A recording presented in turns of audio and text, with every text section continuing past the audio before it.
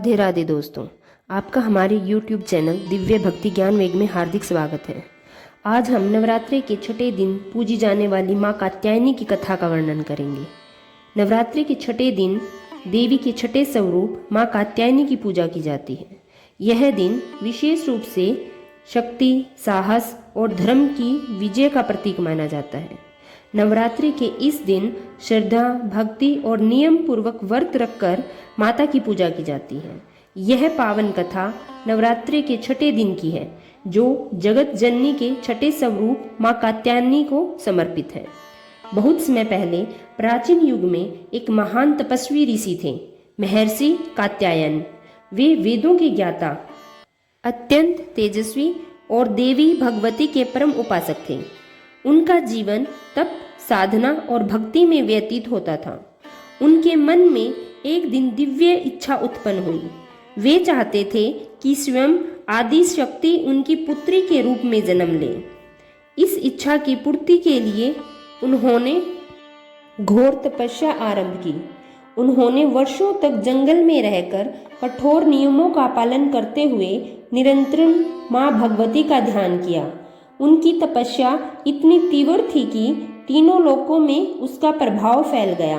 अंततः उनकी भक्ति से प्रसन्न होकर माँ आदि शक्ति ने उनके सामने प्रकट हुई। उनका स्वरूप दिव्य, तेजोमय और अद्भुत था। ऋषि कात्यायन भाव विभोर होकर उनके चरणों में गिर पड़े और बोले, हे जगत जननी, यदि आप मुझ पर प्रसन्न हैं तो कृपया कर मेरी पुत्री के रूप में जन्म ले। माँ ने मुस्कुराकर उनकी प्रार्थना स्वीकार कर ली और कहा, हे मुनिवर, मैं तुम्हारी भक्ति से अत्यंत प्रसन्न हूँ और मैं तुम्हारे यहाँ पुत्री के रूप में अवश्य जन्म लूंगी। उसी समय पृथ्वी और स्वर्गलोक में एक भयानक असुर का आतंक छाया हुआ था, महिषासुर। उसने अपनी कठोर तपस्या से ब्रह्मा जी से वरदान प्राप्त कर लिया था कि कोई भी देवता या पुरुष उसे मार नहीं सकेगा। इस वरदान के अहंकार में उसने तीनों लोकों पर आक्रमण कर दिया। देवताओं को पराजित कर स्वर्ग पर अधिकार कर लिया। इंद्रदेव को भी अपना स्थान छोड़ना पड़ा। पृथ्वी पर भी उसके अत्याचारों का जनजीवन त्रस्त हो गया। तब सभी देवता ब्रह्मा, विष्णु और महेश के पास गए और अपना दर्द सुनाया। तीनों देवताओं के क्रोध से एक तेज दिव्य शक्ति प्रकट हुई, जो अत्यंत तेजस्वी और प्रकाशमान थी। यह दिव्य शक्ति ही आगे चलकर महर्षि कात्यायन के आश्रम में जन्मी। जब माता का जन्म हुआ तो चारों ओर प्रकाश फैल गया। आकाश से पुष्प वर्षा होने लगी।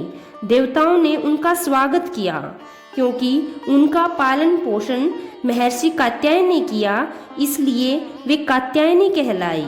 बचपन से ही माता अद्भुत थी। उनकी आंखों में करुणा, चेहरे पर तेज और व्यवहार में दिव्यता झलकती थी। जैसे ही वे बड़ी हुई, उनका रूप और भी अलौकिक हो गया। जब समय आया, तब माता कात्यायनी ने धर्म की रक्षा के लिए युद्ध का संकल्प लिया। देवताओं ने उन्हें अपने अपने दिव्य अस्त्र शस्त्र प्रदान किए। माँ सिंह पर सवार होकर युद्ध के लिए निकली। उनका स्वरूप अत्यंत भव्य और भयानक दोनों था, जो दुष्टों के लिए भय का कारण और भक्तों के लिए आशा का प्रतीक था। माँ ने महिषासुर को अंतिम चेतावनी दी, यदि तुम अधर्म का मार्ग नहीं छोड़ोगे तो तुम्हारा अंत निश्चित है। परंतु अहंकार में चूर महिषासुर ने युद्ध छेड़ दिया। युद्ध कई दिनों तक चला।